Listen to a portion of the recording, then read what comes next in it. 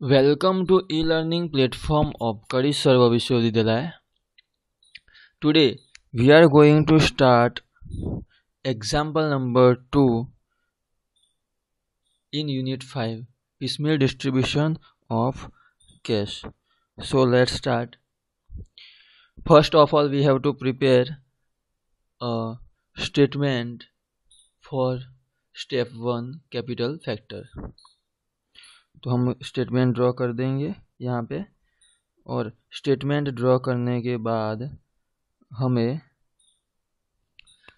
लिख देना है पर्टिकुलर राम, रावण एंड राजा, और उसके बाद हम लिख देंगे कैपिटल्स जो हमें बैलेंस शीट में दिया गया है।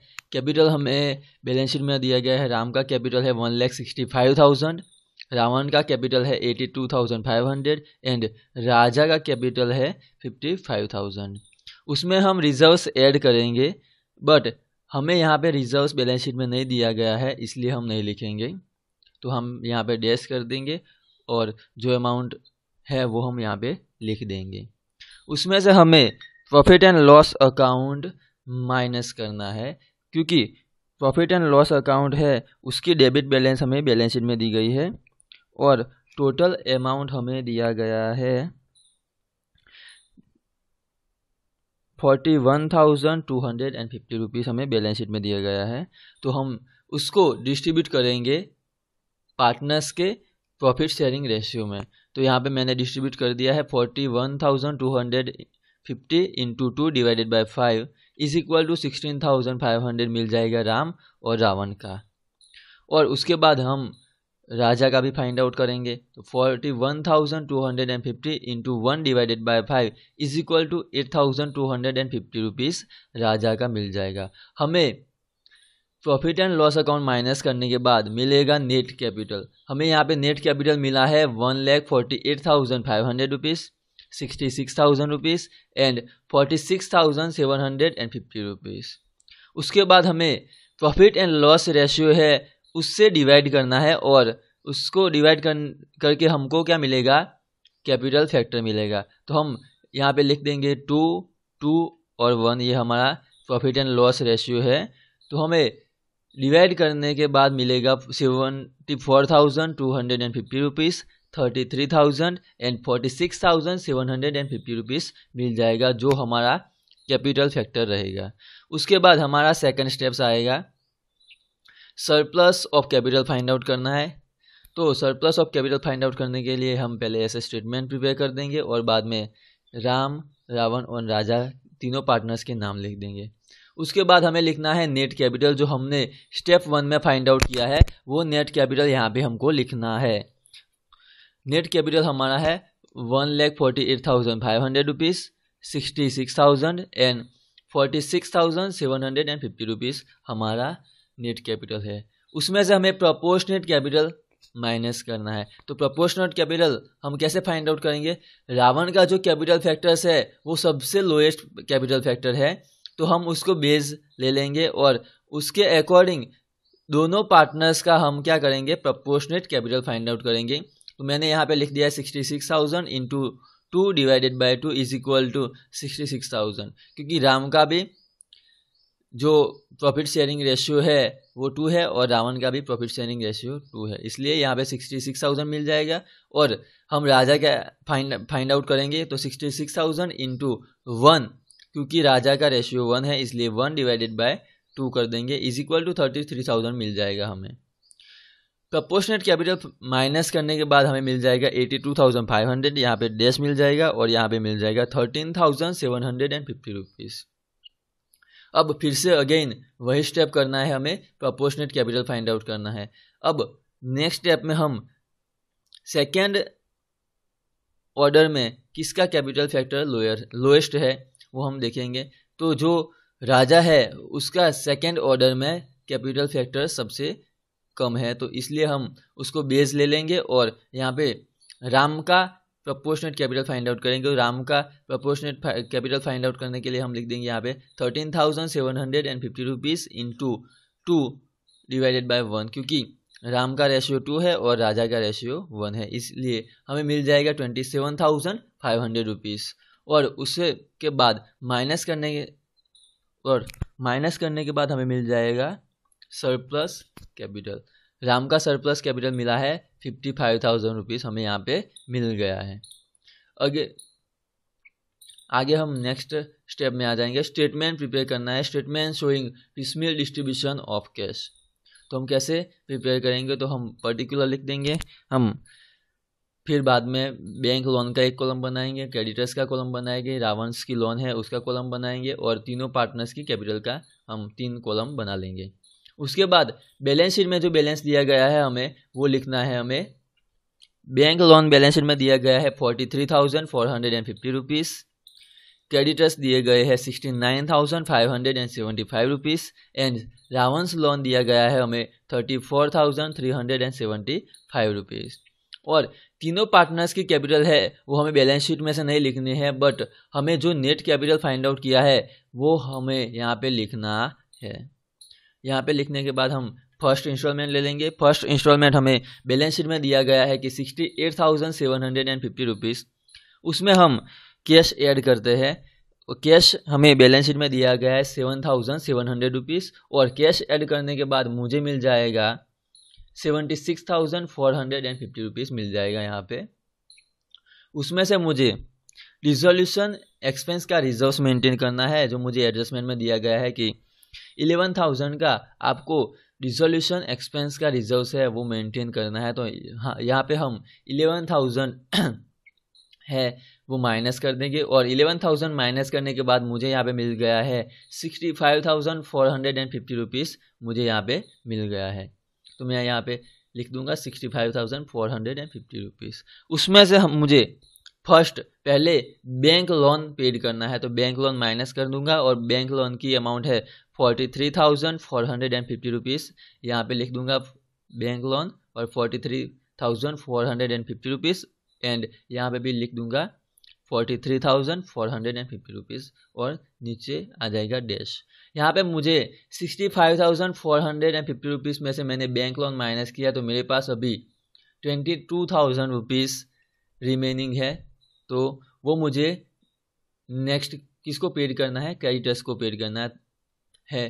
तो मैं यहाँ पे क्रेडिटर्स को मुझे 69,575 रुपीज़ पेड करने हैं, बट मेरे पास अभी 22,000 रुपीज़ ही है, तो मैं अभी 22,000 पेड करूँगा, और जब भी नेक्स्ट इंस्टॉलमेंट मिलेगा तब मैं उनको दूसरी अमाउंट रिमेनिंग अमाउंट में पेड कर दूँगा।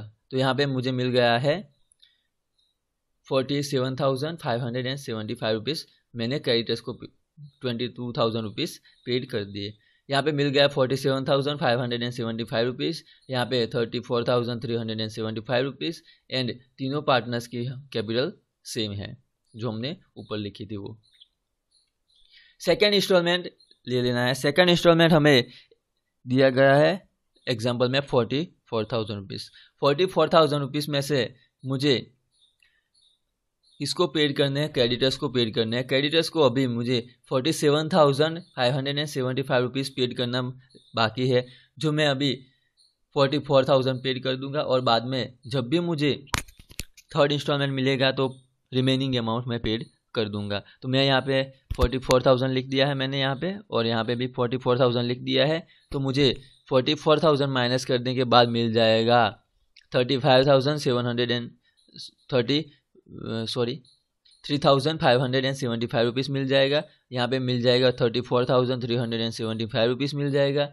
यहाँ पे मिल जाएगा 1,48,500 मिल जाएगा। यहाँ पे 66,000 मिल जाएगा। यहाँ पे मिल जाएगा 46,750 रुपीज़ मिल जाएगा।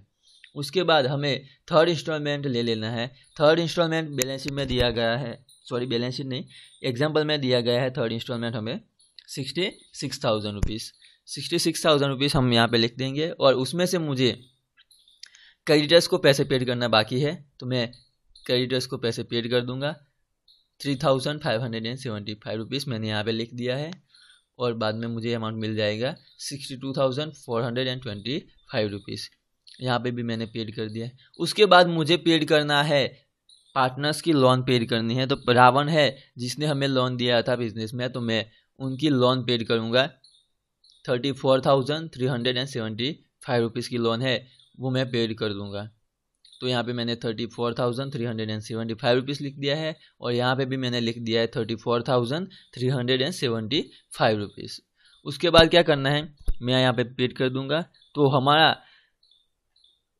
अदर्स लायबिलिटीज थी वो अब हमने पेड कर दिया है। तो अब हमें पेड करना है कैपिटल, पार्टनर्स की कैपिटल पेड करनी है। तो पार्टनर्स की कैपिटल कैसे पेड करेंगे, तो हम यहाँ पे देख लेते हैं। अभी मेरे पास रिमेनिंग अमाउंट है, बैलेंस है 28,050 रुपीज़, बट मुझे राम को पेड करने हैं 55,000 रुपीज़। तो मैं अभी मेरे पास जितनी भी अमाउंट है वो पेड कर दूंगा और बाकी जो रिमेनिंग अमाउंट होगी वो मैं नेक्स्ट इंस्टॉलमेंट में पेड कर दूंगा। राम सरप्लस मुझे मिल जाएगा यहाँ पे 28,050 रुपीज़ पेड करना है। 28,050 रुपीज़ मैंने यहाँ पे भी लिख दिया है और उसके बाद मुझे मिल जाएगा यहाँ पे 1,20,450 रुपीज़, यहाँ पे मिल जाएगा 66,000 या और यहाँ पे मिल जाएगा 46,750 रुपीज़ मिल जाएगा। अब मैंने यहाँ पे फोर्थ इंस्टॉलमेंट लिख दिया है। फोर्थ इंस्टॉलमेंट लिख देने के बाद मैंने बैलेंस भी लिख दिया है और यहाँ पे मुझे फोर्थ इंस्टॉलमेंट की अमाउंट दिया गया है 69,300 रुपीज़ बैलेंस की, सॉरी फोर्थ इंस्टॉलमेंट की बैलेंस है। उसमें मैं रिजोल्यूशन एक्सपेंस का रिजर्व मैंने मेंटेन किया था 11,000 रुपीज़, बट एक्चुअल में रिजोल्यूशन एक्सपेंस है वो 8,250 रुपीज़ हुआ है। तो रिमेनिंग अमाउंट है जो वो हम सरप्लस है, इसलिए मैं यहाँ पे ऐड कर दूंगा 2,750 रुपीज़। तो मुझे मिल जाएगा 72,050 रुपीज़ मिल जाएगा यहाँ पे मुझे। और उसमें से मुझे अभी भी राम का सरप्लस है वो मुझे पेड करना था। मुझे राम को 55,000 पेड करने थे, बट मेरे पास जितने भी अमाउंट थी उतनी ही पेड की थी। तो मैं रिमेनिंग अमाउंट है वो यहाँ पे पेड कर दूंगा। तो मैंने 55,000 में से 28,050 रुपीज़ माइनस कर दिया, क्योंकि मैंने 28,050 थर्ड इंस्टॉल में से पेड कर दिया है। तो यहाँ पे 26,950 रुपीज़ पेड करना बाकी है। तो मैं यहाँ पे 26,950 रुपीज़ यहाँ लिख दूंगा और मुझे यहाँ पे मिल जाएगा 93,500, यहाँ पे मिल जाएगा 66,000 और यहाँ पे मिल जाएगा 46,750 रुपीज़ मिल जाएगा। उसके बाद क्या करना है, उसके बाद हमें क्या दूसरे जो पार्टनर्स है जिनकी सरप्लस ज़्यादा है वो मैं पेड करूँगा। तो राम और राजा दोनों ऐसे पार्टनर्स है जिनकी सरप्लस कैपिटल अभी भी ज़्यादा है, तो मैं उनकी कैपिटल पेड करूँगा 41,250 रुपीज़ मिल जाएगा मुझे। इन दोनों का मैं प्लस कर दूँगा तो मुझे रिमेनिंग अमाउंट रही है 3,850 रुपीज़ और यहाँ पे मिल जाएगा 66,000, यहाँ पे मिल जाएगा 66,000, यहाँ पे मिल जाएगा 33,000। अब मुझे जो भी अमाउंट है 3,850 रुपीज़ वो पार्टनर्स के प्रॉफिट शेयरिंग रेशियो में डिस्ट्रीब्यूट करना है और मैं डिस्ट्रीब्यूट कर दूँगा। तो मुझे मिल जाएगा 1,540 रुपीज़ मिल जाएगा और यहाँ पे मिल जाएगा 770 रुपीज़।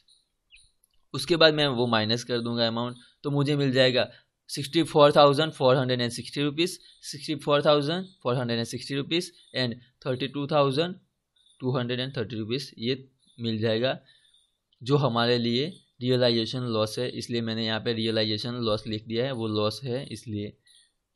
Thank you.